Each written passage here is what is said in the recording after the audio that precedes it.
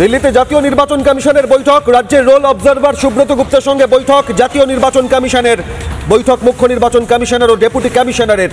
রাজ্যে মৃত ভোটারের সংখ্যা নিয়ে বৈঠক। সুব্রত গুপ্ত রোল অবজারভার, সঙ্গে 12 জন অবসরপ্রাপ্ত আমলা, তারা দায়িত্বে। সুব্রত গুপ্ত অবসরপ্রাপ্ত আমলা এবং 12 জন আইএএস, তারা দায়িত্বে।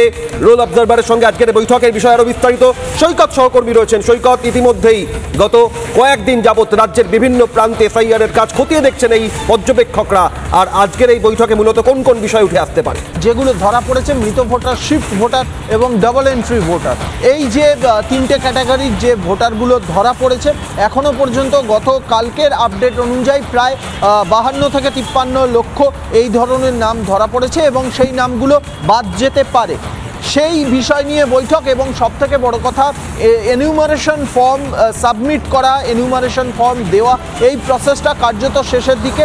11 তারিখ অবধি এই প্রসেসটা চলবে এবং তারপরে 19 তারিখে বেরোবে খসড়া ভোটার লিস্ট।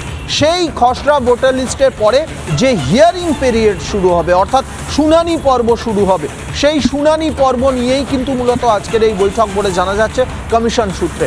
মূলত ইতিমধ্যেই একটি প্রস্তাব এসেছে যে রাজ্যের শুনানি পর্বে, প্রত্যেকটি শুনানি পর্বে, শুনানি কেন্দ্রগুলিতে মাইক্রো অবজারভার থেকে শুরু করে সিসি ক্যামেরার নজরদারিতে এই শুনানি পর্ব চলবে। বিশেষ করে যেখানে স্পর্শকাতর বুথ বলে চিহ্নিত হয়েছে 2024 লোকসভা ইলেকশন এবং 2021 বিধানসভা ইলেকশনে, স্পর্শকাতর বুথ বলে চিহ্নিত বুথগুলি, সেইগুলিতে তো বটেই, সেই এলাকাগুলিতে তো বটেই। ইতিমধ্যে যে এলাকাগুলিতে ভোটার তালিকায় নাম তোলার হার বা ভোটার বৃদ্ধি একটা অস্বাভাবিক লেভেলে পৌঁছে গেছে, সেই জায়গাগুলিতেও এই মাইক্রো অবজারভার এবং সিসিটিভি ক্যামেরায় বসিয়ে শুনানি কেন্দ্রগুলিতে শুনানি করা হবে, এমন প্রস্তাব এসেছে।